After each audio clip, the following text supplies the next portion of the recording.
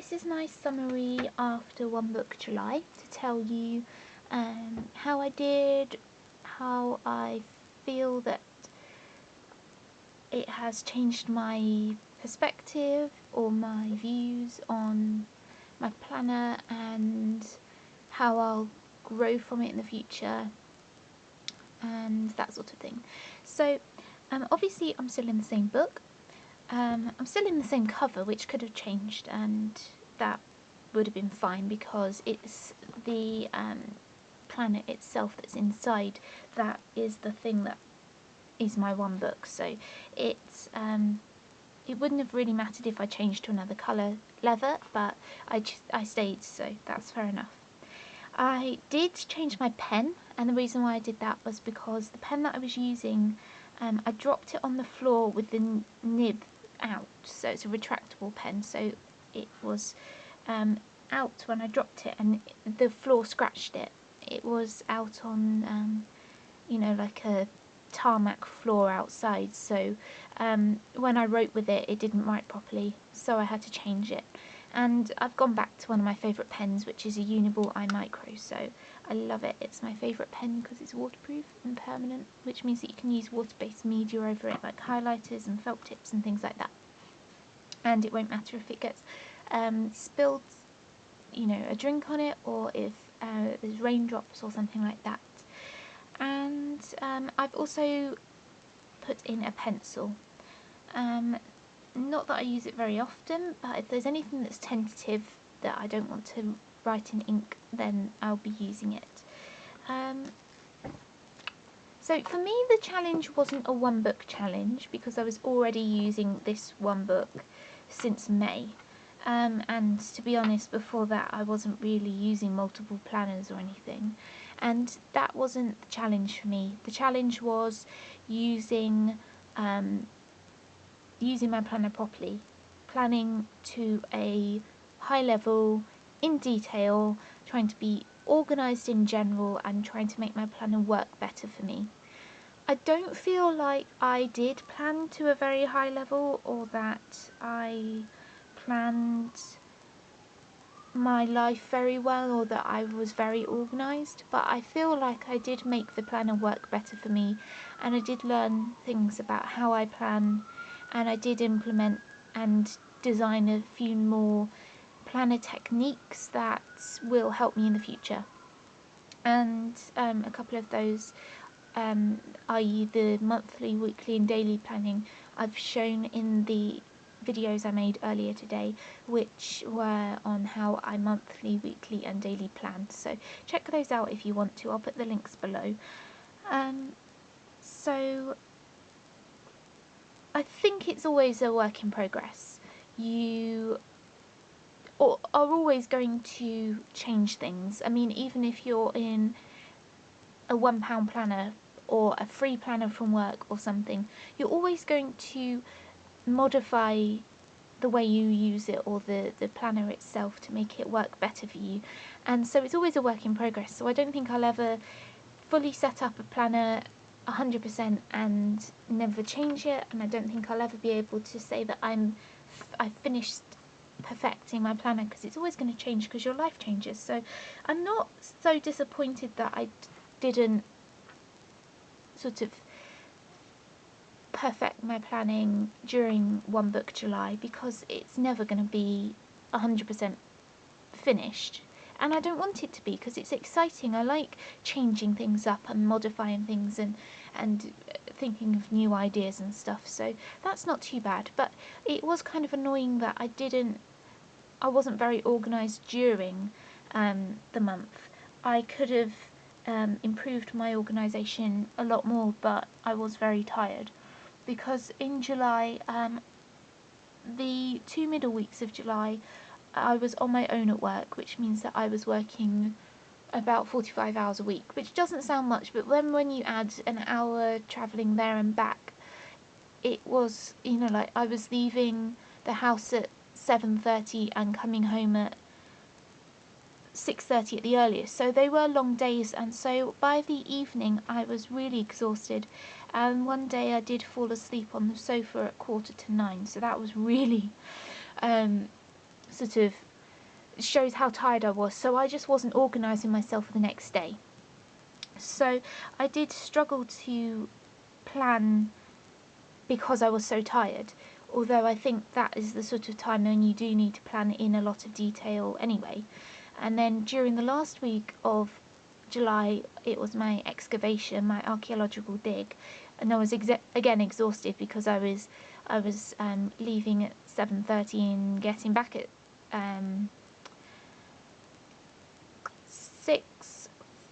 6:40-ish, 6:45.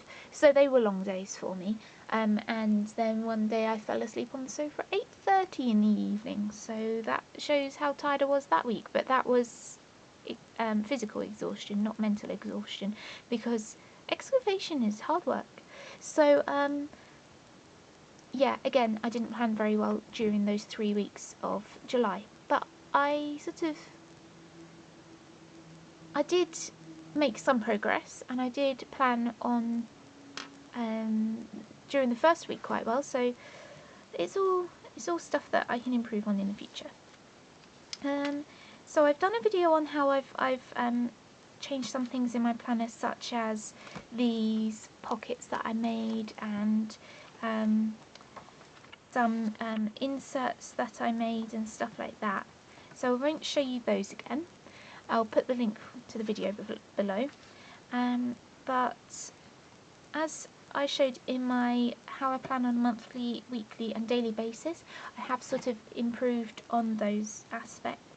I am using my monthly grid, my monthly planner, to plan on the monthly level to a much higher degree. So these recurring tasks that I am putting into my monthly and then weekly planner, these are going to help me improve my life, which is great. And planning on a weekly perspective, which I was doing before anyway, but with the Dodo pad, but now I've got the 3 further weeks in advance, so I can plan for the next month in greater detail. And it's just, I think my biggest problem is that even though I have all these brilliant tools and these techniques and these systems and things, that main problem is me, because if I don't open the planner, I don't know what's going on, and I have to push myself to do that. I have to make sure that I sit down and plan. I have to make sure that I open up my planner and read what I've got to do. I have to make sure that I keep on top of it, because I will get lazy when I come home from work and I will not do things. I did try to plan on this monthly grid, but it was okay for the first couple of weeks, and then I really got bored, or these days were really busy, so I didn't do it, and then I just gave up. Because, to be honest, although I'm trying to improve my daily routine, I don't think I need to actually check off when I've done things, because I don't think it's that important to record, for me, this is just for me, when I have forgotten to brush my hair before I left the house type of thing. It's important on the daily thing that, you know, if I didn't have time to clean my teeth, I make sure I go and clean my teeth when I come home from work, as well as in the evening. But I don't need to record that for, you know, for posterity, really. So it's not something that I need to be marking off, but I have got this flip out list of my routines, so that when I've got my week open or my daily page open, I can have that there. And although I don't need to check it off, it's there, and I can say, well, now it's the afternoon and I've got to make sure I do these things, and then I can mentally sort of tick them off. Or I can even write them out on here, but the main things are, for me, I've got my morning and my evening routines almost completely memorised and on automatic pilot, but it's the afternoon which are the important things for me, and it's mainly the check my planner. That is the main thing, and that's what I was saying. I have to make sure that I check my planner. I have to make sure that I open it.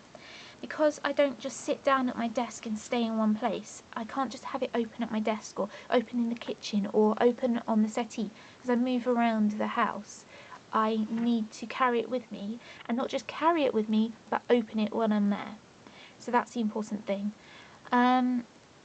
So yeah, it's a work in progress. It's something that I'm going to have to be improving on in the future, and I'm just happy that I'm still in this book, because there were a couple of planner wobbles during the month. Not that I would have changed during that month, but just for future what I would have used, I was seriously thinking about getting a new A6 Touch Me Van der Spek, but I've decided not to. I've got this one, which is brown, but I wanted the purple one that they'll be coming out with soon. I've decided not to, because I love this thing so much. I do not want to go into plan and fail. I want to stick with what I know, what I love, and what I know works for me.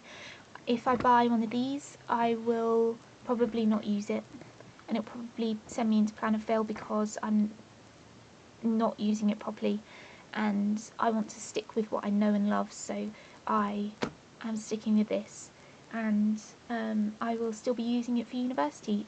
That's the plan, and I'm hoping it will still work, because I've never used a normal bound planner for university. I always used a ring binder, so but I think I can make it flexible enough that it will definitely work for me. So I will do another video in September of how I set it, or maybe in October, of how I set it up for university. So stay tuned for that one, and thank you for watching. Bye!